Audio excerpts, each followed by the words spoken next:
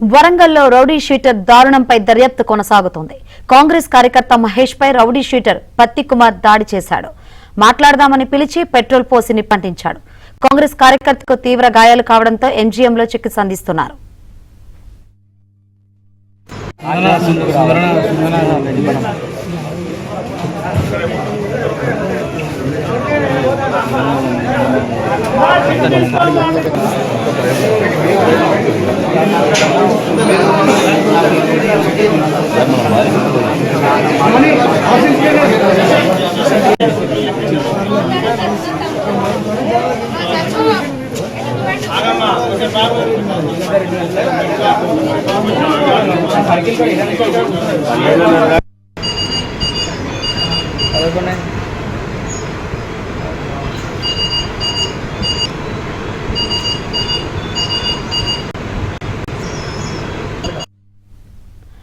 ఎటువంటి గొడవలు లేకపోయినా మహేష్ పై రౌడీ షీటర్ పత్తి కుమార్ దాడి చేశాడని బంధువులు ఆరోపిస్తున్నారు.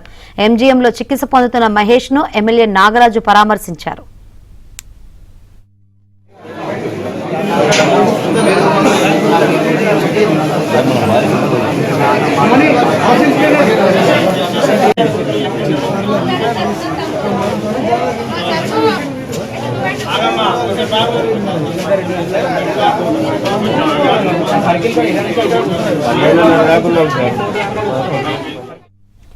ఈ ఘటన సంబంధించి మరిన్ని వివరాలు మా ప్రతినిధి నవీన్ అందిస్తారు. నవీన్.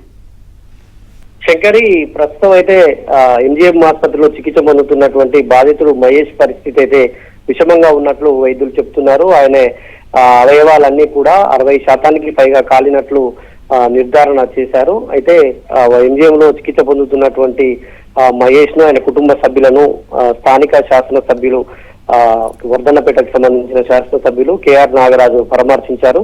ఎందుకంటే తన పేరును వాడుతూ పత్తి కుమార్ అనే రౌడీ షీటర్ ఎవరైతే ఉన్నారో తనకు సంబంధించినటువంటి విషయాలన్నీ ఎమ్మెల్యేకి చేరవేస్తున్నారు. ఈ మహేష్ అనేటువంటి వ్యక్తి ఎమ్మెల్యేకి చేరవేస్తున్నారని భావించినటువంటి పత్తి కుమార్ తన అనుచరులతో ఆయనను మహేష్ ను పిలిపించి ఆయన పైన రాత్రి పెట్రోల్ పోసి దాడి చేయడం జరిగింది. ఈ దాడిలో తీవ్రంగా గాయపడినటువంటి మహేష్ అయితే అక్కడ చికిత్స పొందుతున్నటువంటి పరిస్థితి కనిపిస్తా ఉంది. కుటుంబ సభ్యులు అందరూ కూడా అక్కడ చేరుకొని మహేష్ కు సంబంధించినటువంటి ఆరోగ్య పరిస్థితిని ఎప్పటికప్పుడు తెలుసుకుంటున్నారు. అదేవిధంగా ఎమ్మెల్యే నాగరాజు పరామర్శించిన తర్వాత పోలీసు అధికారులకు కూడా వెంటనే పత్తి కుమార్ ను అరెస్ట్ చేసి ఆయన పైన కఠినమైనటువంటి చర్యలు తీసుకోవాలని ఆదేశాలు జారీ చేశారు.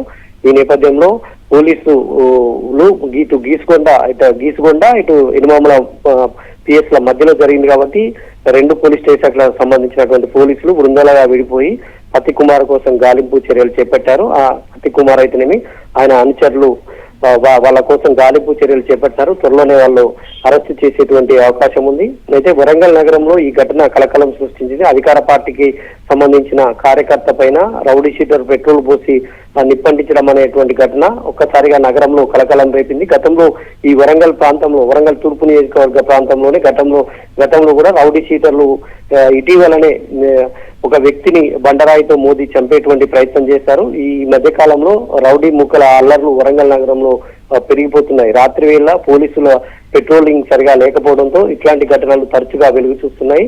మొన్ననే ఛార్జీ తీసుకున్నటువంటి నూతన సిపి శ్వేత ఇట్లాంటి వాటి మీద ఫోకస్ పెట్టి మళ్ళీ ఇట్లాంటి ఘటనలు పునరావృతం కాకుండా ఎప్పటికప్పుడు అధికారులతోటి ఆమె రివ్యూ చేసి క్రైమ్ మీటింగ్స్ కూడా ఏర్పాటు చేస్తా ఉన్నారు. ఈ నేపథ్యంలోనే ఈ ఘటన చోటు చేసుకోవడం అయితే కలకలం రేపుతోంది. శంకర్. రైట్ నవీన్.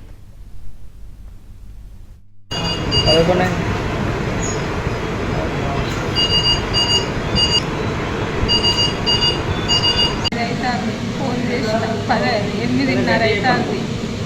ఫోన్ చేస్తే వస్తాన లక్ష్మి అని అన్నాడు. అంటే సరే అని నేను అన్నాను.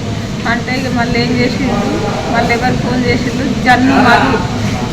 జన్ను మధును సంపదు ఇద్దరు ఫోన్లు చేసి ఆయన నాటికి రప్పించుకొని ఎట్లా చేసిల్లో ఏ రకం చేసిల్లో వేసి ఇక భర్త మీద అట్లా ఆయన వెనుక ఇక పోయినాక కథం అక్కడ కోట్లింగాల గుడి ఇక చీకటి ఉన్నది కదా 9 అవుతుంది. ఇక కథం పెట్రోల్ పోసిళ్ళు అగ్గిపుల్ల గీకిళ్ళు వెనక మరలేదు. ఎవరు పత్తి కుమార్ గారు పోషిండు. ఏమన్నా గొడవలు ఉన్నాయి వాళ్ళిద్దరికి? వాళ్ళిద్దరికి ఏం గొడవలు లేవు కానీ అంటే ఇక మధ్య వరకు ఇక వాడు అంటే ఇక ఆయన ఒక మర్డర్ చేసిండు కదా, మర్డర్ చేసి వచ్చి మరి ఏం చేసిండు ఇక సరే తీయి ఇక తమ్మి మంచిగుండు వాళ్ళ అమ్మను వాళ్ళ నాన్న తెలిసిన వాళ్ళు అన్నట్టు, తమ్మి నువ్వు చెప్పరా తమ్మి నువ్వు అంత పెద్ద మనిషివి కదా చెప్పు తమ్మి నువ్వు చెప్పి తింటాడు తమ్ముడు అని అంటే, తమ్మి నువ్వు ఏదైనా షాప్ పెట్టుకో అని చెప్పిండు. వానికి ఏం అన్యాయం చేయలేదు, మంచిగా మాట్లాడిండు చేసిండు, కాంగ్రెస్ పార్టీలోకి తీసుకుపోయినాక ఇవన్నీ వీడు మళ్ళీ ఈ మధ్యలో అయిపోయినాక ఎమ్మెల్యే గెలిచినాక ఇక తర్వాతలో ఇక ఈయన మీద ఎమ్మెల్యేకి చెప్పుడు అట్లా ఇట్లా ఇది అది అని చెప్పుడు. అయితే చెప్పుకుంటే పోనీతి మన గురించి తెలియదా ఎమ్మెల్యే సార్ తెలుసు అని మేము అనుకున్నాం.